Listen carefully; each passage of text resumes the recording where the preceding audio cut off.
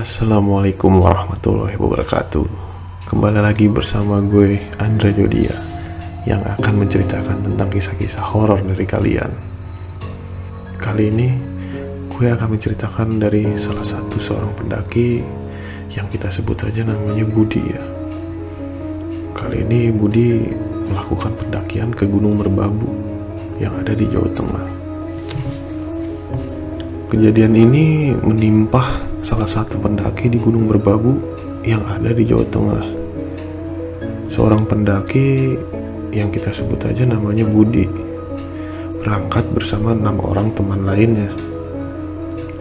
Budi udah cukup sering mendaki gunung ini, sehingga udah cukup mengenal beberapa medan pendakian. Budi memulai pendakian menggunakan jalur kopeng karena udah biasa mendengar kejadian-kejadian mistis di pegunungan itu. Budi memilih jalur tersebut dan harus menghormati tempat yang akan dilewati. Sebagai tamu yang hendak mampir ke gunung yang penuh dengan kisah mistis tersebut, sudah sewajarnya bersikap sopan dan tidak lancang, tidak membuang sampah sembarangan, tidak mengucapkan kata-kata kotor atau sumpah serapah dan sejenisnya. Saat itu di dekat pos 1, Budi hendak mengambil foto-foto. Namun entah mengapa gerakan Budi jadi lambat dan menjauh dari rombongan teman-temannya. Setelah beberapa saat mengambil foto, Budi baru sadar bahwa dirinya udah ditinggal cukup jauh dari teman-temannya. Saat itu posisinya ada di Pereng Putih. Dengan bergegas, Budi beranjak mengejar teman-temannya. Namun gak lama kemudian, di tengah jalan, Budi ketemu dengan seorang gadis yang menggunakan atribut lengkap pencinta alam. Dan dia lagi seorang diri. Karena sama-sama sendirian dan anak tersebut berasal dari pencinta alam, mereka pun saling berkenalan.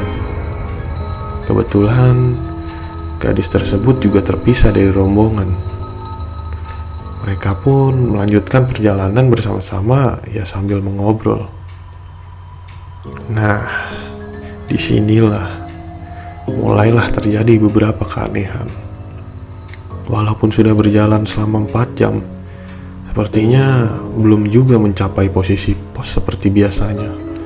Padahal sebelumnya Budi sudah 4 kali melewati jalur tekelan ini. Akhirnya mereka memutuskan menuju camp untuk istirahat. Budi tidur di luar tenda menggunakan sleeping bag.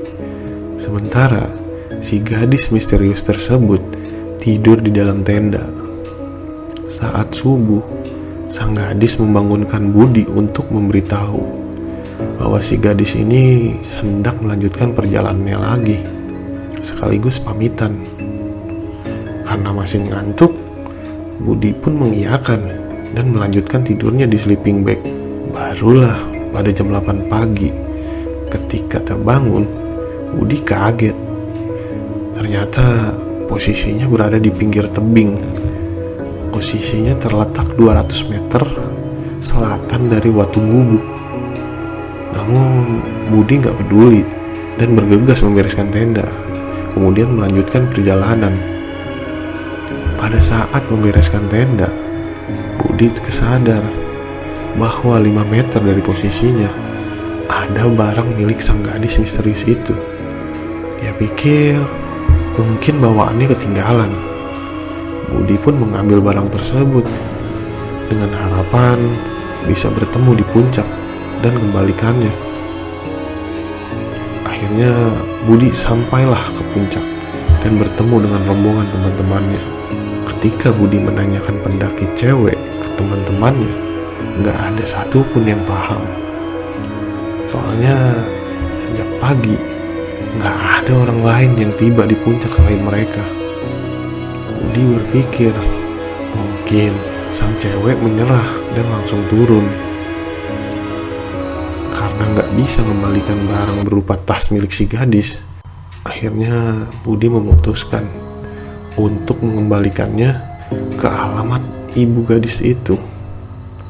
Kebetulan ada alamat rumah pada tas tersebut yang menyatakan alamatnya di Yogyakarta.